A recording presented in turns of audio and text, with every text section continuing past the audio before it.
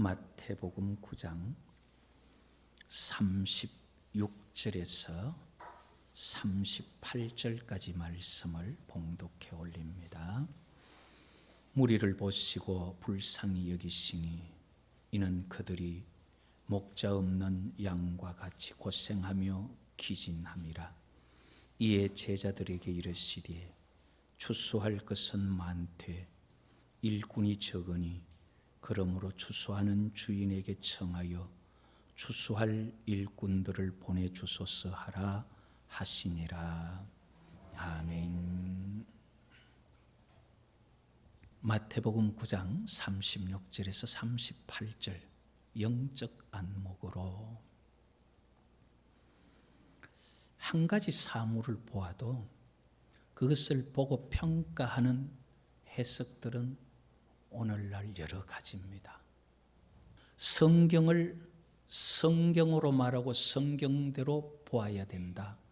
성경만이 진리라고 말하는 그런 사람을 흔히 보수주의다 말합니다.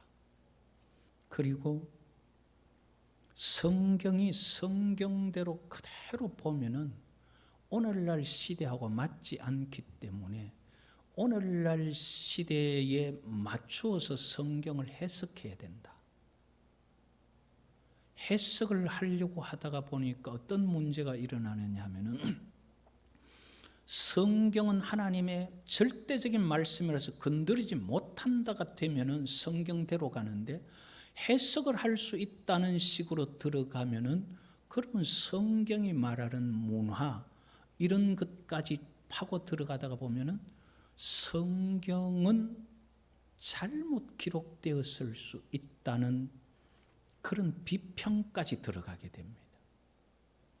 그래서 설교를 들어봐도 이 사람은 이런 말하고 저 사람은 저런 말하고 도대체 누가 맞느냐? 기도원에서 하는 말, 교회에서 하는 말 다르고 근본주의나 보수주의가 하는 말이 다르고 자유주의나 복음주의가 하는 말이 다르다 이 말이에요. 그러면은 뭘 믿어야 되냐는 고민이 오기 시작하는 거예요. 그래서 방황하다가 보면 자기도 성경 읽고 나중에 자기 나름대로 해석해버리는 결과가 오게 돼요. 성경은 하나님의 말씀이기 때문에 신명기를 통하여서 하나님의 말씀에 더하거나 빼지 마라 그랬어요. 구약에도 그렇게 말하지만 계시록에도 말씀을 더하면은 지옥의 화가 그에게 더해지고 말씀이 빠지도록 빼버리면은 천국의 구원이 그에게서 빠져버리는 거예요. 이러기 때문에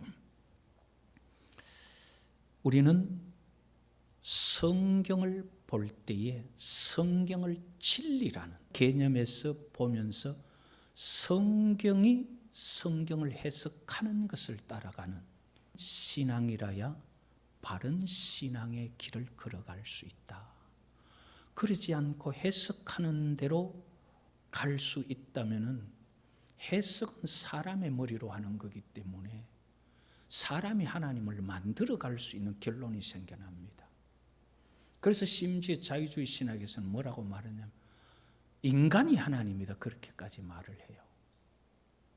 그런데 우리가 분명히 알아야 되는 것은 하나님의 성경 말씀이 우리에게 일러주신 것은 하나님께서 가르쳐 주신 진리고 그 진리는 사람이 해석하고 사람이 바꿀 수 있는 게 아니에요.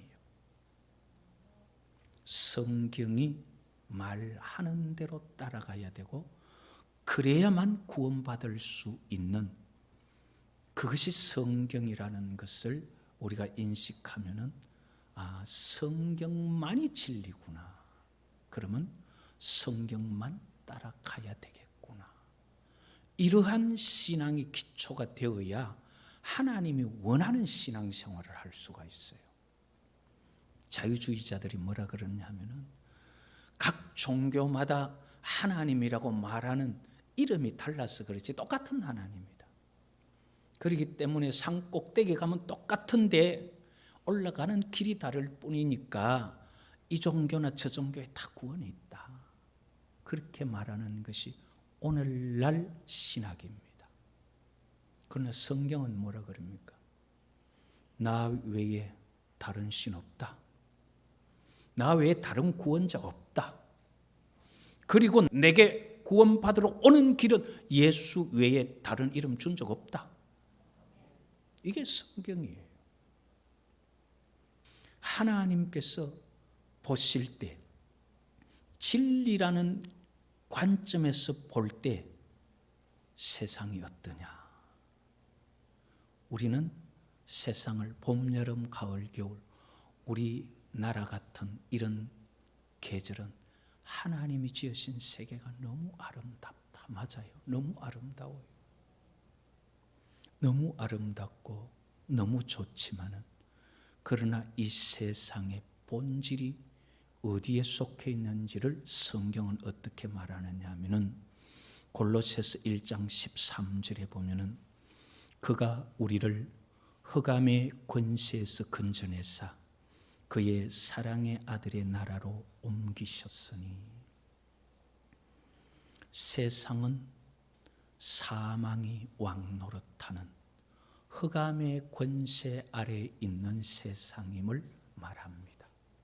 진리가 보는 관점이에요. 영적인 안목에서 보면 세상은 살만한 아름다운 세상이 아니라 멸망으로 이끌어가는 사단에게 넘겨진 세상이라는 것을 성경이 말해요. 이런 영적인 안목에서 성경은 어떻게 말하고 있느냐?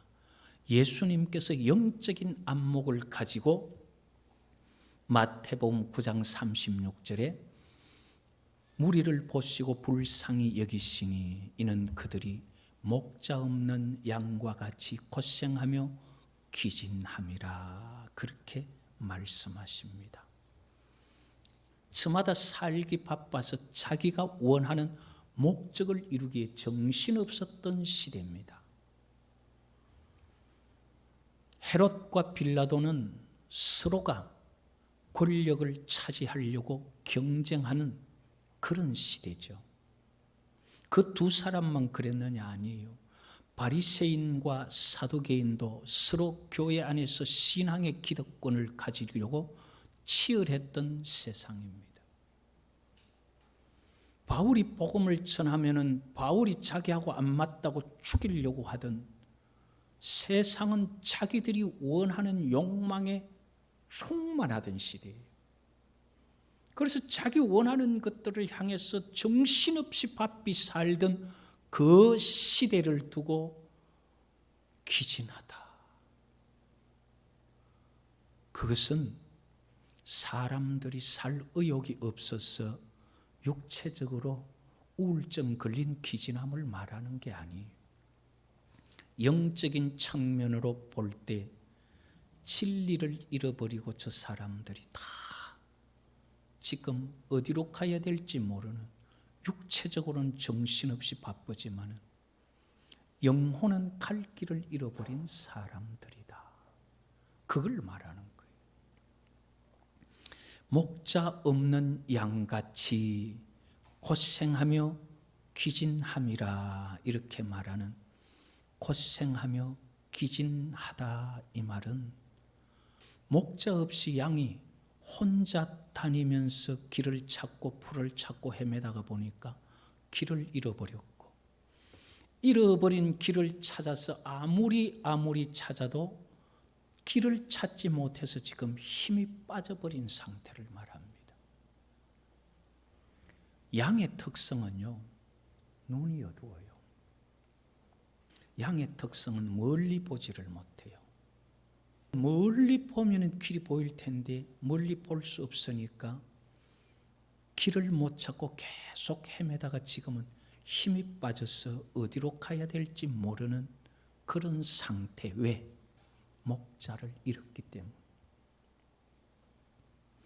우리 인생이 정신적으로 또는 영적으로 지치고 고생하는 것은 우리가 살아갈 만한 교훈을 줄 수 있는 선생이 없기, 목자가 없기 때문에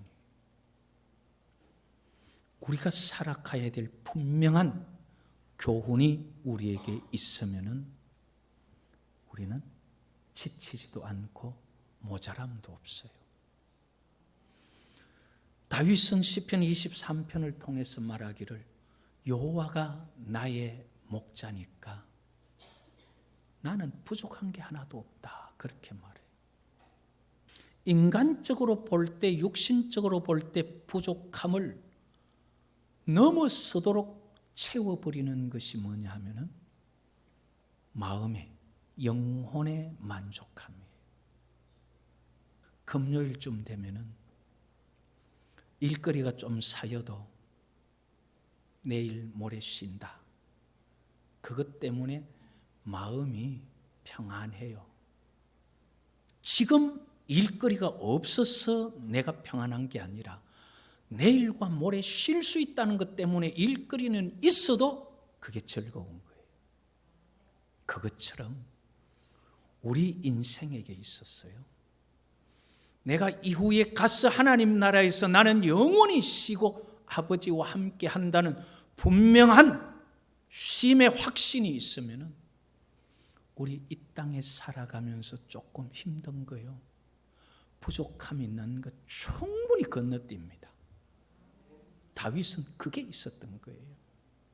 그렇게 목자가 있으면 분명히 우리를 인도하는 진리의 말씀이 있으면 우리는 이 세상이 그렇게 부족하지 않아요.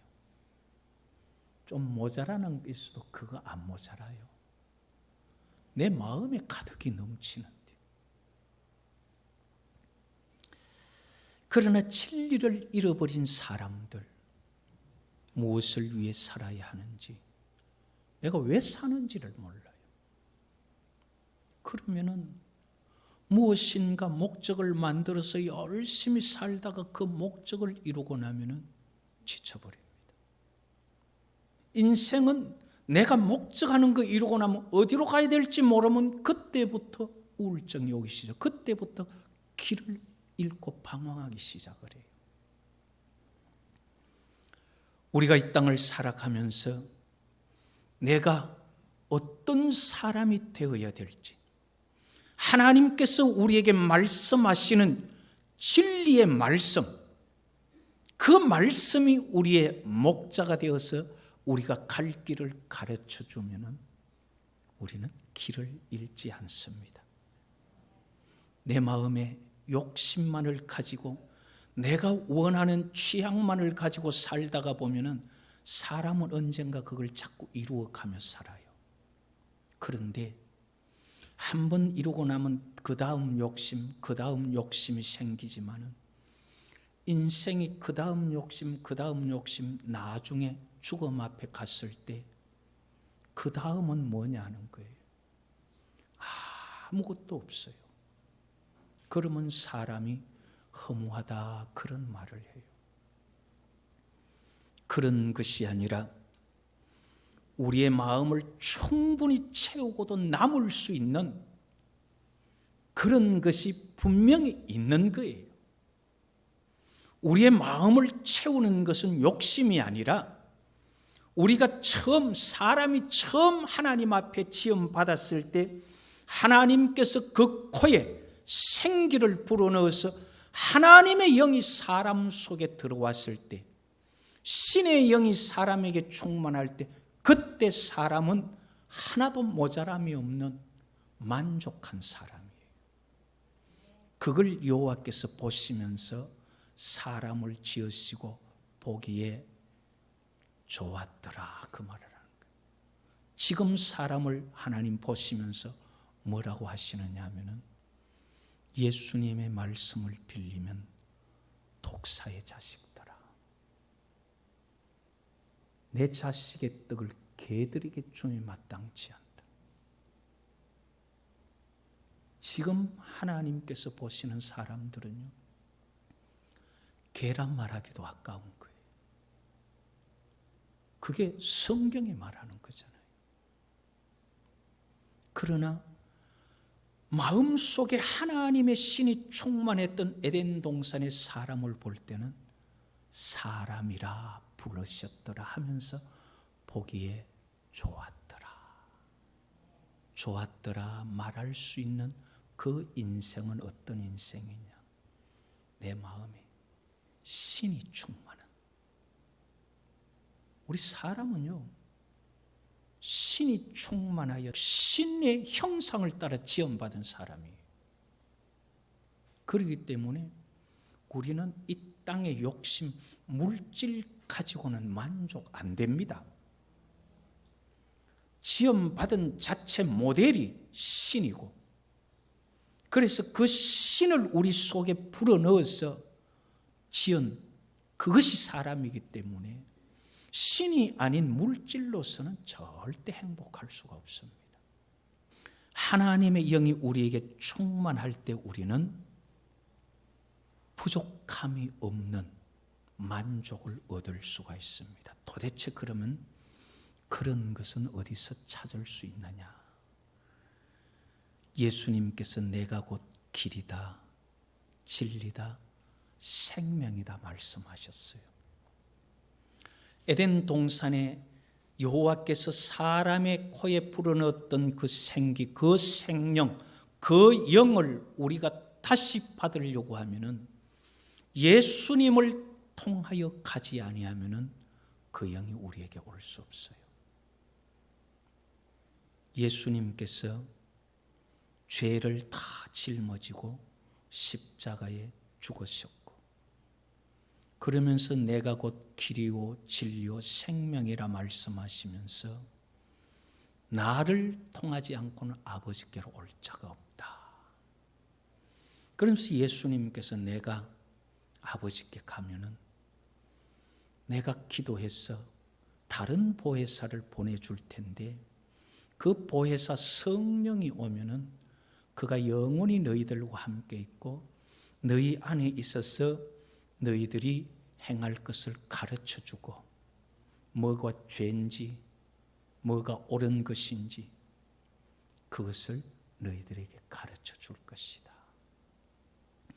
그 하나님의 성령이 우리에게 오시면은 그때는 우리는 에덴 동산의 사람들처럼 성령의 역사에 의해서 우리는 또다시 이것이 인생이구나, 이것이 사는 것이구나, 이게 하나님께서 처음 지었던 사람이구나 하는 것을 경험할 수가 있어요.